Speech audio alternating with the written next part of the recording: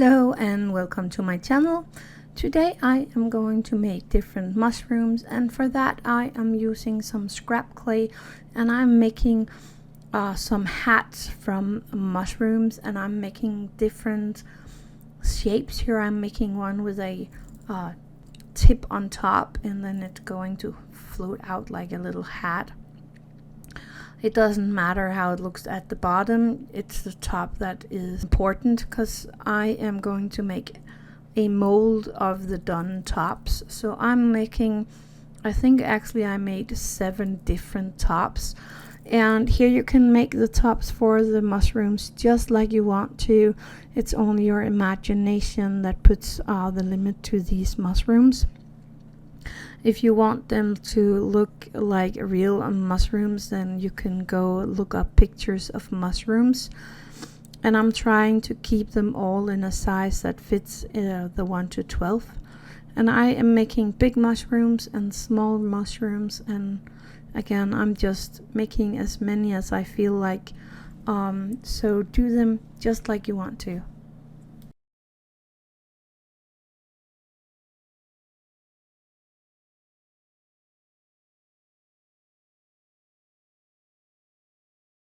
After baking, I did let them cool first, and then I used my mold putty to make molds of these.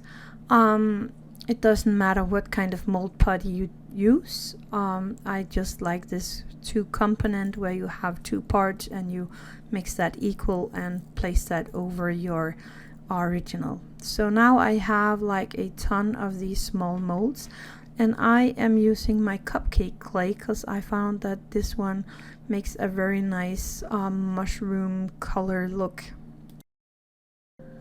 I just stuffed the clay into the mold, and then I'm using my dotting tool first to make the indent, and I am using my needle tool here to make some lines for these things that is underneath the mushroom. I just totally forgot the name of that. I have a few really small ones where I can't make the lines, and that's fine because you won't see them anyway in this really teeny tiny small ones. And I'm just filling up all my molds, and then I leave them for around 5-10 minutes.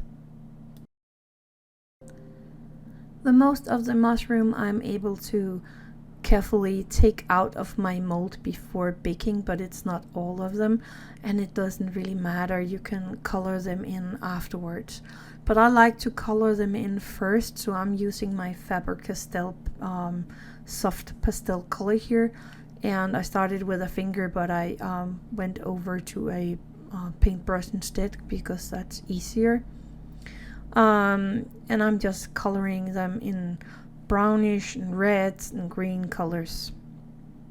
You can actually color the mold on the inside before you pop in your polymer clay, because the polymer clay will actually take the coloring from the mold, and it will be in the when it is baked. So that is another perfect way to do it. This way you can also color the mushrooms that you can't take out before they have been baked. And I'm coloring all my mushroom tops here, and then I am going to figure out how to make the little stem for them. For the stem of my mushroom, I am using the same clay as before, and I am first rolling a tiny ball of a piece of the clay.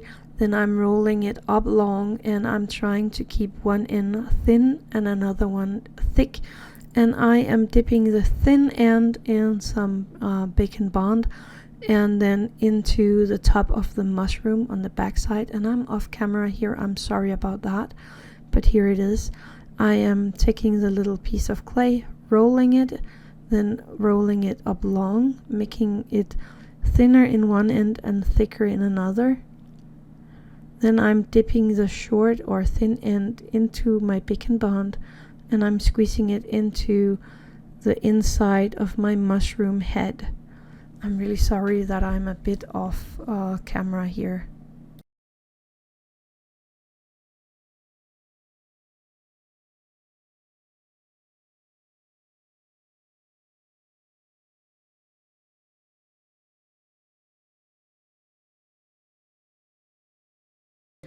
Then I bake my mushrooms, and I have a lot of them here. And I am using a matte varnish or glaze here, and some of my pastel, the brown soft pastels, and I'm mixing that together, and then I am going to paint the top of the last mushrooms here. I have these small alligator beaks here that is magnetic, so that I can just place my mushroom in one of those and then paint it as I want to, and I don't have to be careful about not touching the surface of a table or something with that. But I'm coloring these mushrooms on the top, and then I'm leaving that to dry. When that's all dry, I am taking some white paint and a fine paintbrush, and on some of these mushrooms I am painting dots, just like you see here, and some of them I am just giving a tiny bit of the white paint, and then I'm kind of wiping it off again with my finger, making some more whitish surface thing that is not as visible as the white ink is, or white paint is. Well, you can see it right here what I'm doing. I'm making the spot, and then I'm kind of taking off the paint again, making them so soft, and it looks really natural.